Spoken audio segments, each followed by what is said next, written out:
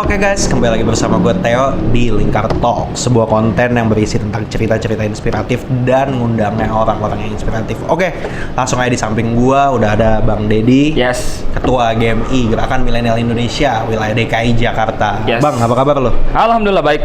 Gimana Theo, sehat? Sehat banget gue. Lo sehat nggak? Alhamdulillah. Gimana nih seputar pandemi nih kira-kira? Ya, pandemi kita selalu berikhtiar ya, semoga segera berakhir dan yang pasti tetap beraktivitas. Jangan sampai nanti dengan adanya pandemi ini kita berkurang beraktivitas, tetap semangat dan sehat selalu. Oke. Bang, Oi. kan ini nih isu nasional lagi ngetren banget nih soal yang namanya haluan ideologi Pancasila. Wow, ya. Lo ngeliatnya gimana sih soal HIP itu? Iya. Artinya ini perlu jadi concern juga ya buat kita anak muda, buat masyarakat juga, bahwa ini perlu dikawal. Terlepas dari katanya akan direvisi, katanya bakal ditarik dari prolegnas, dan juga kabarnya bakal diganti nama, banyak banget isu ya. Jadi yang penting sih buat kita, pertama kita mesti aware ya, bahwa ini adalah masalah serius, karena ini adalah dasar negara. Jadi kita harus bisa juga mengawal ini.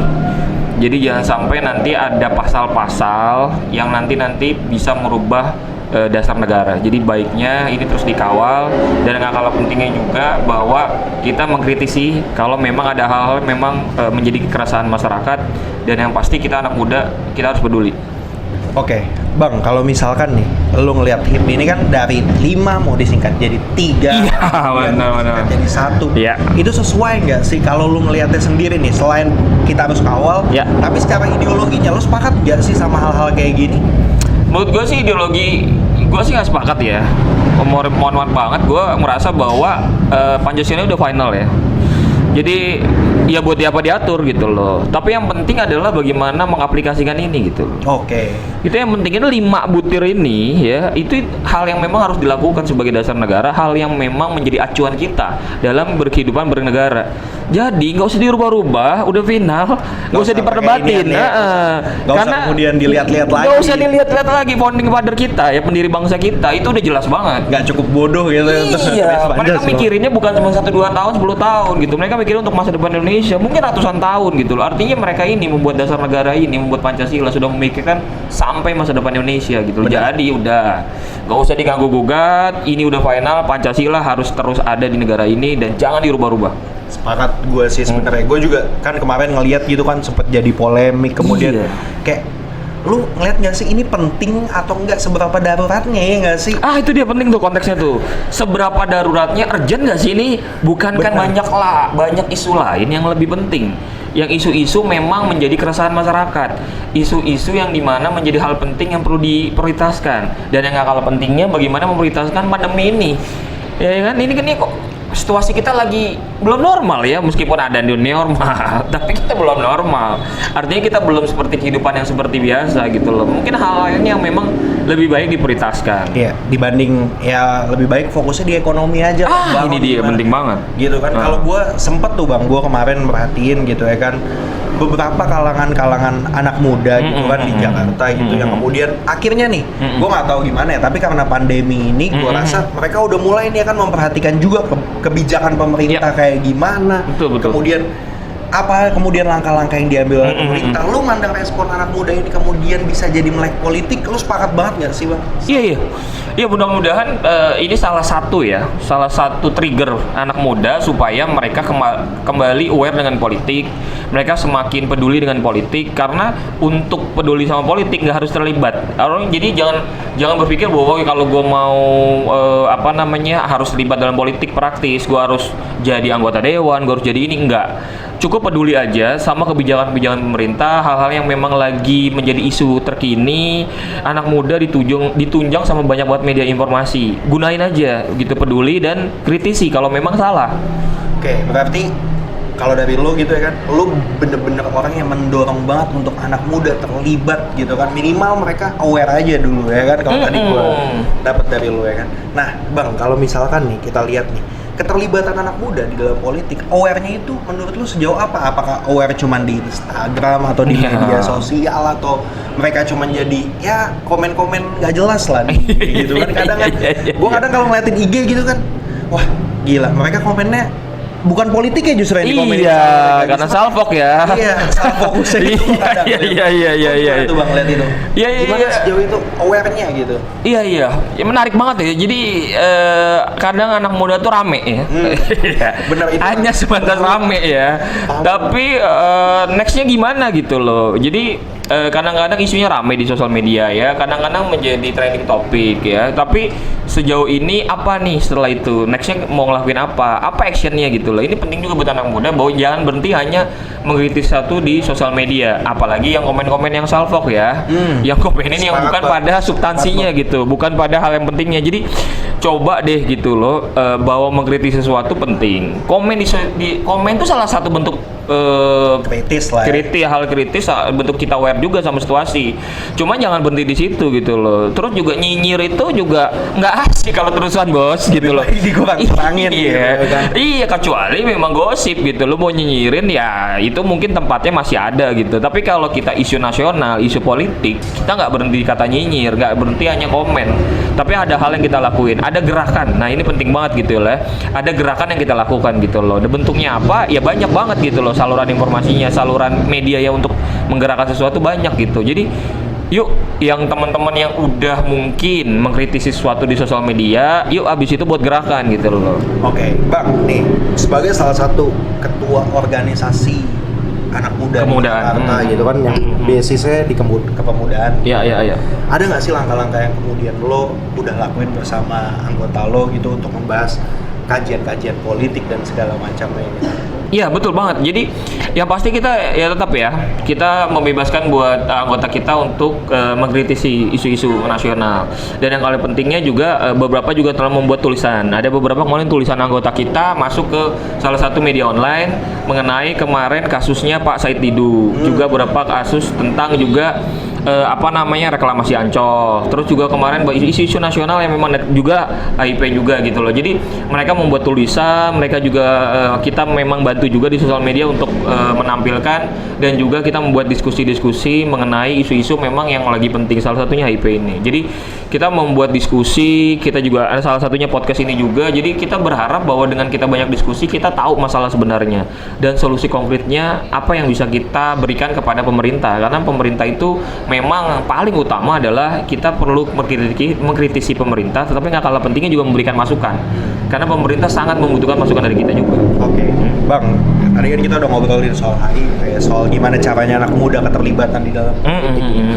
Kalau gue nih agak sedikit mundur ke belakang, lo ngeliat yang namanya ini kondisi pandemi kan, itu ada PSBB, kemudian terjadi yang namanya new normal. Yang kadang gue juga bingung juga sebenarnya new normalnya, kadang nggak ada bedanya jadi sama normal kan. Iya. Gitu. Bang, kalau lu mandang hal kayak gini, apa yang sebaiknya negara lakuin dan anak muda lakuin? Karena ini berdampak satu untuk negara dan untuk kalangan pekerja yang rata-rata tuh anak muda. Bener banget. Jadi gue minta statement lo ya lah, dua hal ini. Dua hal. Yang paling tadi tentang itu ya, negara dulu. Tentang negara ya. Yang paling penting adalah sebenarnya bahwa kita sebagai anak muda jangan berhenti sekadar mengkritisi gitu loh. Sekarang ini kita perlu banget namanya saran ya untuk majuin negara gitu loh. Anak muda sangat banyak banget ya yang punya kemampuan untuk memberikan solusi. Banyak banget anak-anak muda yang punya kreativitas yang tinggi. Yuk kreativitasnya dibuat untuk memajukan negara gitu loh. Dan juga yang kalah pentingnya juga bahwa di tengah pandemi ini adalah kita semua anak muda bersatu gitu loh. Bahwa bersatu untuk apa? Untuk bukan cuma sekedar melawan pandemi ini ya, tetapi juga bersatu untuk membangkitkan ekonomi. Besoknya itu harusnya ya. Iya, besoknya emang harus kelihatan dari ekonomi. Ekonomi gitu loh. Jadi kalau ekonomi kita baik ya, apapun yang kita buat nanti juga akan ditunjang dengan baik gitu loh. Jadi jangan sampai kita hanya fokus pada isu politik, tapi isu ekonomi kita belakangin. Dilupain ya kan. Jadi kita coba skala prioritas lah gitu ya. Buat skala prioritas bahwa pandemi ini adalah sesuatu yang perlu kita sikapin. Kita perlu banget yang namanya aware dengan kesehatan. Ya cuci tangan, pakai masker, juga social distancing. Itu semua hal yang penting gitu loh. Tetapi jangan boleh juga aspek ekonomi yang kita nggak boleh lupain. Jangan sampai gara-gara pandemi ini kegiatan ekonomi lumpuh. Gitu. Tetap berjalan tetapi dengan protokol kesehatan, dengan koridor-koridor kesehatan yang kita jaga gitu. Jadi anak muda tuh harus aware-nya itu. Dan jangan juga lelah ya untuk terus memberikan informasi dan juga mengingatkan sesama anak muda bahwa pandemi ini masih ada loh. Ya, jadi kesehatan penting tapi ekonomi jangan dilupain. Oke, itu kan kalau tadi secara anak muda. Kalau secara negara nih, karena gue perhatiin ya selama udah beberapa bulan ini, kemudian gue ngeliat kayaknya kadang langkah-langkah negara itu kan masih banyak menimbulkan pro dan kontra di masyarakat. Betul, gitu, betul, kan? betul. Negara tuh harusnya kayak gimana sih memasuki masa new normal ini? Kalau tadi kan lu bilang anak muda harus gimana caranya bersatu untuk meningkatkan ekonomi. Negara harusnya kayak gimana untuk mendukung rakyatnya mengembalikan ekonomi ketahanan yang lebih baik lagi? Gitu. Iya. Negara harus hadir ya. Negara harus hadir dalam bentuk konkret yang langsung terasa pada masyarakat. Ya, semua lapisan masyarakat ya, bukan cuma anak muda tapi semua lapisan masyarakat. Jadi negara harus hadir memberikan sebuah solusi konkret untuk negara dan memberikan untuk nyata bahwa kita memang dalam keadaan pandemi ini kita bisa bangkit. Ya, negara harus memberikan stimulus ya, memberikan rangsangan-rangsangan terutama dalam hal ekonomi gitu ya. Negara harus hadir membantu masyarakatnya agar masyarakatnya itu nggak terpuruk dalam kondisi seperti ini. Nah, salah satunya adalah pemerintah harus hadir dalam setiap kegiatan-kegiatan ekonomi. Ini nggak kalah penting ya. Jadi kita ini butuh rangsangan ekonomi di situasi sekarang. Nah, pemerintah ini punya wewenang yang luar biasa. Jadi dengan wewenang dan kebijakan yang mereka punya itu harus bisa langsung kena ke masyarakat. Jadi kebijakan-kebijakan yang memang nggak lagi berpikir tentang 1-2 lapisan masyarakat, tapi seluruh lapisan masyarakat. Pemerintah tuh harus benar-benar menyentuh masyarakat. Menyentuh masyarakat langsung. Karena kalau gue perhatiin kan kemarin agak kisruh soal bansos. Ya. Jadi kan kesannya juga di masyarakat kembali menimbulkan pro dan kontra. Betul. Nah, Bang, oke. Satu pertanyaan bukan pertanyaan sih sebenarnya. Satu permintaan dari gue nih, gue minta statement lu dong supaya anak-anak muda di Indonesia bisa pertama bersatu, kedua melek politik. Gitu. Gue minta statement lu itu untuk acara ini. Oke. Gue sangat berharap banget ya, anak muda ini adalah kunci masa depan suatu bangsa. Ya, jadi masa depan suatu bangsa ditentukan oleh kita. Ya, jadi karena kita punya peran sangat penting buat negara ini, buat masa depan negara ini. Yuk kita bersama-sama ya bergandengan tangan dengan segala macam latar belakang. Ya, kita punya banyak banget latar belakang provinsi, daerah, suku, agama dan sebagainya. Ya, bahwa itu semua memang perbedaan. Tapi ingat, hal itu yang buat kita jadi besar. Ya, jangan berpikir bahwa kita adalah berbeda, tapi berpikir bahwa kita dengan perbedaan, yuk kita maju bersama. Kita saling mengisi. Ya, anak muda itu adalah sumber inspirasi. Ya, jadi kalau kita bisa menggerakkan ya, dan untuk kebaikan negara, kita pasti akan menjadi kunci masa depan. Jadi yuk anak muda, nggak usah nunggu besok. Kalau bisa sekarang. Tuh, bener tuh. Karena masa depan ditentuin hari ini, nggak besok, nggak lusa. Ya, jadi gue harap banget anak-anak muda bergerak sekarang dalam koridor yang positif dan juga percaya bahwa masa depan kita ini itu akan sangat luar biasa kalau anak mudanya bergerak, bersemangat dan berkreativitas. Sepakat banget, Bang. Oke, itu aja kalau dari gua ngobrol-ngobrol sama Bang Deddy nih, Ketua Gerakan Milenial Indonesia wilayah DKI Jakarta. Gua thank you banget, Bang. Makasih banget, Teo. Thank you banget udah diundang. Thank you banget. Mudah-mudahan kegiatan podcast ini bisa terus berjalan. Asli. Dan punya value buat anak muda. Oke. Oh ya, guys, kalau misalkan lo semua juga tertarik misalkan untuk ngelihat apa yang Bang Deddy lakuin di organisasinya, boleh langsung kemana tuh, Bang? Misalkan lo. Oh iya. Oke, jadi buat teman-teman mungkin mau berkreativitas, berkegiatan, berorganisasi, bisa follow Instagram Gemi_Jakarta ya, dan juga bisa juga di Instagram gue ya, karena follower gue masih sedikit ya. Jadi juga bisa follow Instagram gue Dedi_Indrawan ya. Jadi buat teman-teman bisa DM, nanti kita juga bisa diskusi. Silakan buat teman-teman bisa follow dan kita insya Allah mudah-mudahan bisa bekerja sama. Asli guys, lo harus diskusi sama ini orang keren. Siap. Thank you, Theo. Oke, thank you. Oke, sekian itu tadi dari Lingkar Talks minggu ini gitu.